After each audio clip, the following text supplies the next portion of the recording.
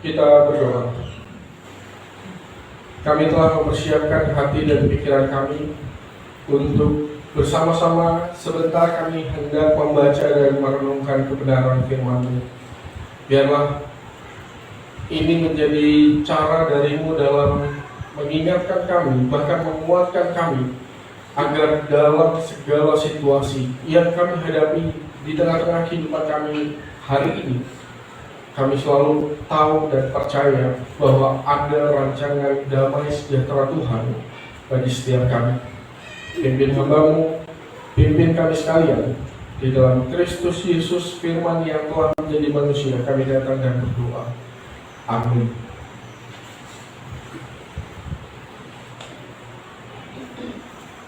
Yeremia 18 ayat 1 sampai dengan ayat 11. Pelajaran dari pekerjaan tukang periuk.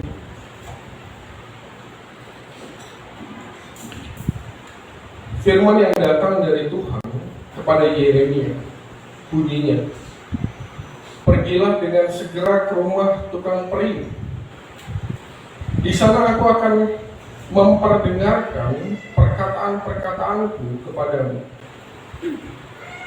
Lalu pergilah aku ke rumah tukang periuk, dan kebetulan ia sedang bekerja dengan pelarikan.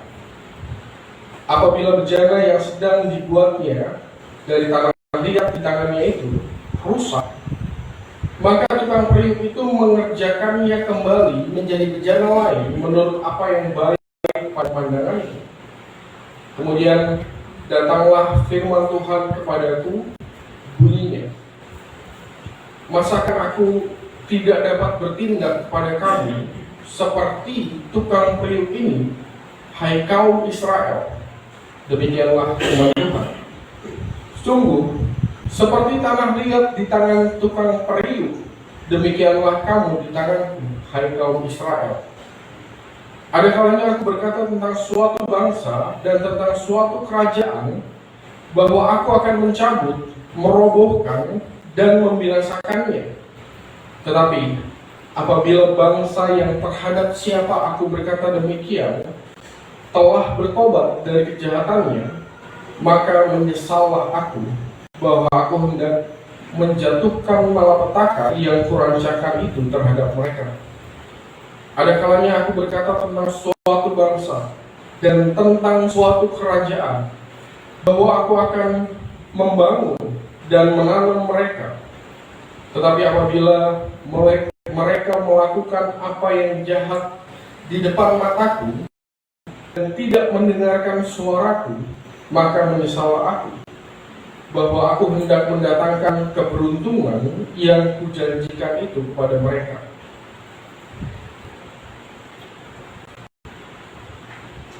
Sebab itu, katakanlah kepada orang Yehuda dan kepada penduduk Yerusalem, beginilah firman Tuhan. Sesungguhnya aku ini sedang menyiapkan malapetaka terhadap kamu dan merancangkan rencana terhadap kamu. Baiklah kamu masing-masing bertobat dari tingkah langkahmu yang jahat. Inilah tingkah langkahmu dan perbuatanmu." Sampai sedemikian jauh pembacaan Alkitab kita hari ini. Yang berbahagia adalah kita sekalian yang bukan hanya sekedar membaca, mendengar, tapi lebih daripada itu, karena kita semua berjuang untuk melakukan apa yang menjadi kehendak Tuhan dalam keseharian kehidupan kita. Haleluya.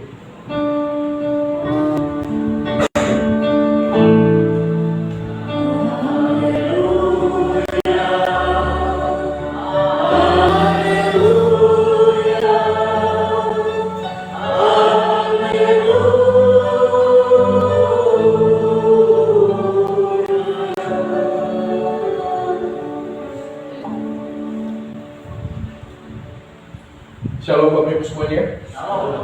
Mengawali renungan kita hari ini, saya mau mengajak kita untuk mengingat waktu dulu kita sekolah. Waktu zaman Bapak dan Ibu, waktu sekolah, masuk SMP atau bahkan SMA gitu ya, ada masa ospeknya kan ya? Rata ya, dari zaman dulu sampai zaman sekarang ada ospeknya. Cuma mungkin ya zaman sekarang ospeknya itu lebih kalem, zaman dulu lebih gimana gitu ya. Masih ingat nggak bahwa saya nggak tahu apakah pengalamannya sama, tapi saya mau ceritain tentang dulu waktu ospeknya kayaknya berulang deh. Di SMA ada kejadian ini, di kuliah ada juga kejadian ini. Jadi ceritanya suatu hari waktu ospek itu kakak kelas pada ngomong, kan biasanya ngasih tugas, kakak kelasnya ngasih tugas. Besok kamu coba bawa tepung terigu, kol, wortel, apa lagi? Toge, daun bawang, merica, garam, air. Kamu bawa ke sini dan saya kasih modal ini, dikasih lagi ya sama sejumlah uang gitu ya. Tapi kita tahu uangnya nggak cukup.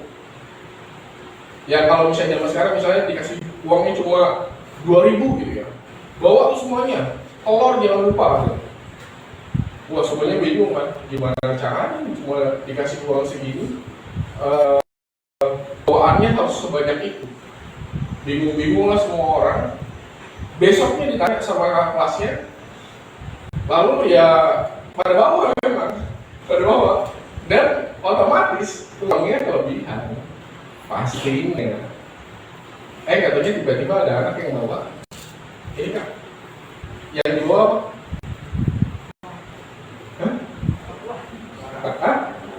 bakwan ya? Berarti kan pengalamannya sama ya? Yang dibawa bakwan, ya ampun. Kenapa harus ngomong tentang tepung terigu, wortel, kol, segala macam gitu ya? Ya langsung aja ngomong, besok bawa saya bakwan ini, uangnya saya kasih, bawa bakwan besok. Ternyata enggak, yang diomong tuh seperti itu. Muter dulu semuanya, dan semua kita bingung. Dan ngebela-belain gitu ya, ngebeli semuanya. Dan ternyata salah juga gitu. Nah maksud saya, Bapak dan Ibu waktu baca perikop kita ada yang punya perasaan yang sama gak sih? Bahwa Tuhan tuh muter dulu.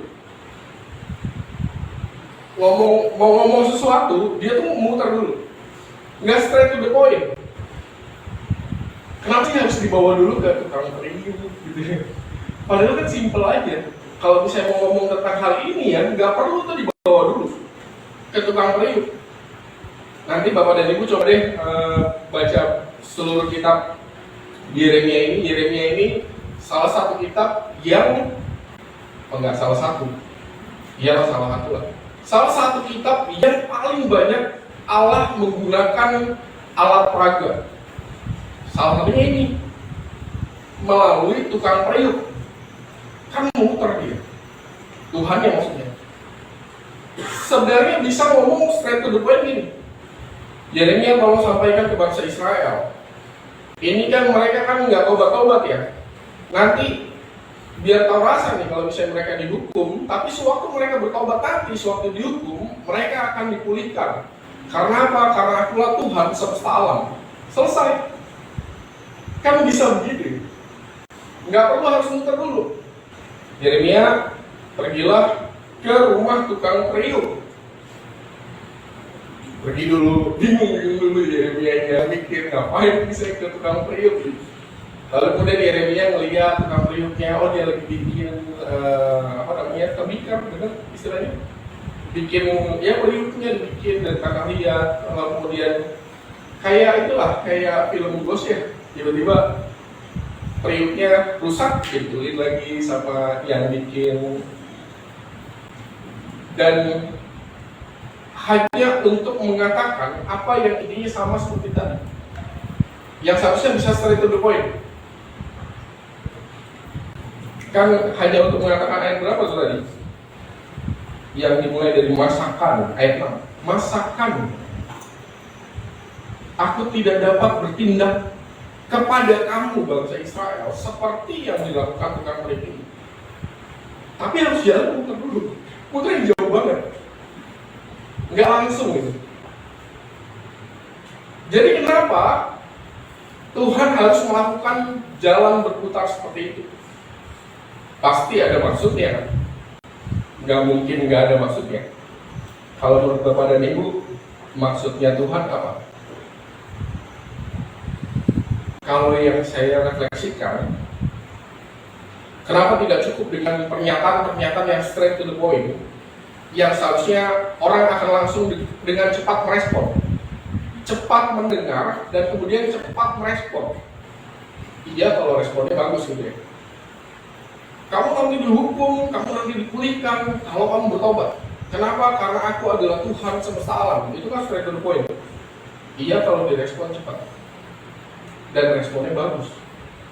Tapi kenapa Tuhan memilih justru jalan yang muter-muter?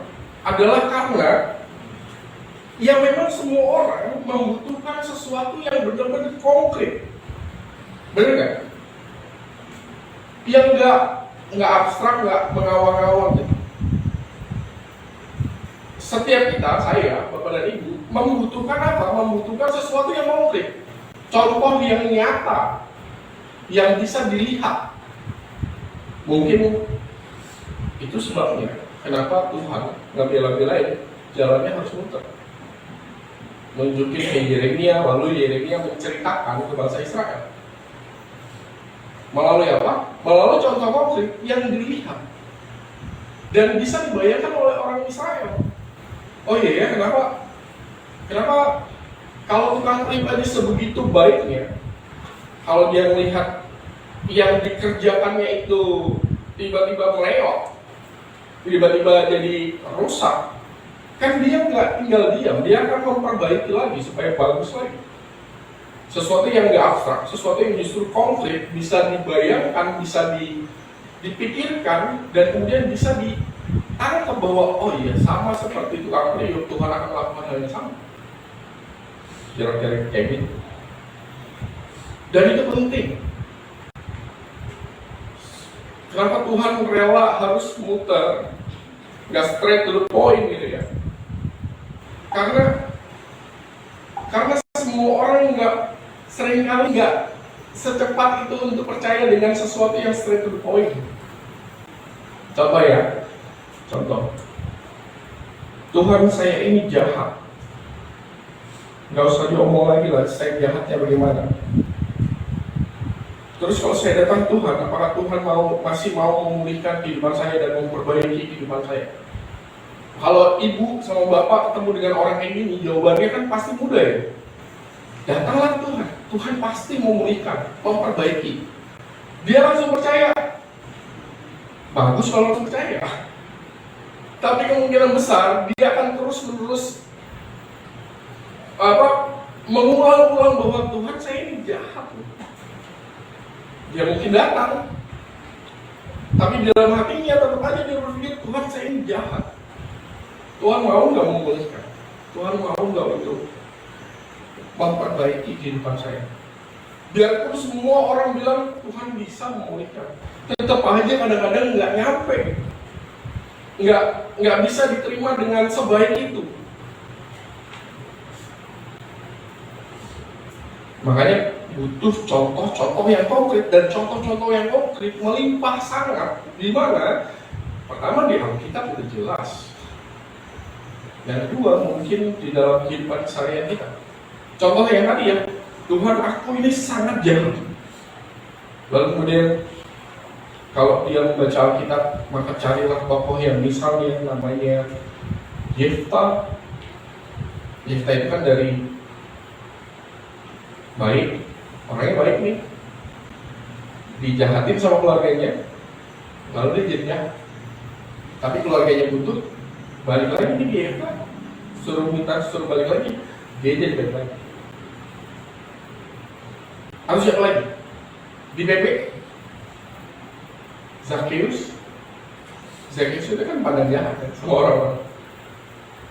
Tapi kemudian Yesus datang, perubahan besar terjadi. Maka seseorang perlu diberikan contoh yang sangat-sangat konkret. Supaya apa? Supaya dia bukan hanya mendengar perkataan-perkataan yang mungkin kalau bisa dia nolak gitu, dia bilang oke lah, ya saya tahu itu menenangkan, tapi yakin saya bisa seperti itu. Karena penolakan akan selalu ada. Beda dengan sesuatu yang Ayo lihatlah itu Yefta bisa. Atau lihatlah Sakeus bisa. Atau apa lagi? Seorang yang bilang, Tuhan, keluargaku bergumul berat hari ini, sangat-sangat berat. Apakah keluargaku bisa dipulihkan? Lalu kemudian kita datang, semangat, Tuhan pasti memulihkan. Diterima, tapi seberapa kuat sih pesan itu ketimbang orang yang tahu keluarganya bergumul itu, kemudian ngebaca Alkitab dan kemudian menemukan keluarga-keluarga yang bergumul dan kemudian dipulihkan oleh Tuhan. Contohnya siapa? Contohnya keluarga Musa. Cerita Musa. Waktu Musa lahir, apa nggak bergumul itu keluarganya? Atau misalnya tentang satu keluarga besar, bangsa Israel, ada di padang gurun. Mereka bergumul, jatuh bangun di situ. Tapi kan nyampe juga ke tanah Kanaan, negeri yang berlimpah susu dan madu. Semua orang perlu contoh konkret. Tidak hanya sekedar dengan perkataan, bahkan perkataan yang straight to the point. Dan perkataan itu adalah perkataan yang kita semua udah tahu. Tuhan itu baik, itu udah tahu. Semuanya kita udah tahu. Tuhan itu ngasih kehidupan kita udah tahu. Tapi penerapannya saat terjadi sesuatu yang gak enak dalam kehidupan kita, itu yang kita nggak tahu apakah kalimat-kalimat sakti seperti itu berlaku juga dalam kehidupan saya, kan gitu persoalannya. Maka perlu contoh konkret supaya pada akhirnya apa? Supaya pada akhirnya yakin. Seseorang bisa yakin, Bapak dan Ibu bisa yakin bahwa kalau dia, keluarganya bisa dipulihkan, bisa diselamatkan, masa iya Tuhan akan melupakan keluarga saya? Jadi kalau saya tema sinodal kita berbicara tentang diubah, berubah, dan berbuah. Kalau kita semua mau diubah, berubah, dan berbuah, sebenarnya cara yang paling sederhana adalah yang kita renungkan dari tadi. Temukanlah satu contoh konkret yang pada akhirnya itu menginspirasi kehidupan kita dalam melakukan hal yang sama. Maksudnya kalau misalnya saya orang jahat, saya cari aja tokoh di dalam Alkitab siapa yang jahat, tapi kemudian diubahkan oleh Tuhan. Dia bisa kok. Maka saya juga pasti bisa. Cara paling efektif begitu. Jadi bukan hanya ketemu misalnya ayat-ayat emas. Rancanganku adalah rancangan damai sejahtera. Jangan cuma berhenti di situ, tapi ketemulah dengan orang yang tahu bahwa itu berhasil. Bahwa ayat itu benar. Bahwa ayat itu dalam penerapannya dalam kehidupan sehari-hari itu terjadi. Makanya Bapak dan Ibu, kenapa pada akhirnya KRT menjadi sangat-sangat penting? Karena ya itu tadi. Kalau misalnya kebaktian minggu kan kita nggak pernah bisa tahu ya bagaimana pengalaman imannya. Siapa yang baru hari ulang tahun pernikahan? Bung Mator. Bagaimana pengalaman imannya Bung Mator selama berapa puluh tahun Bu pernikahan? Kan kita nggak tahu, nggak bisa. Emangnya bisa? Kecuali KRT. Di KRT kita bisa ketemu dengan kesaksian-kesaksian. Suatu Bapak dan Ibu bicara. Dan jangan salah, saya selalu bilang sama Bapak dan Ibu, bahkan kadang-kadang kalau misalnya Bapak dan Ibu tanya ke saya, mana lebih kuat antara renungan di KRT dengan kesaksian yang Bapak Ibu sampaikan, saya bisa dengan sangat yakin bisa mengatakan seringkali terjadi bahwa kesaksian yang diucapkan oleh Bapak dan Ibu jauh-jauh lebih kuat dayanya ketimbang renungannya sendiri. Kenapa? Karena sewaktu Bapak dan Ibu menyampaikan kesaksian, itu artinya bukan hanya tentang diri Bapak dan Ibu kan, Tetapi bagaimana firman Tuhan itu bekerja di dalam keseharian Bapak dan Ibu.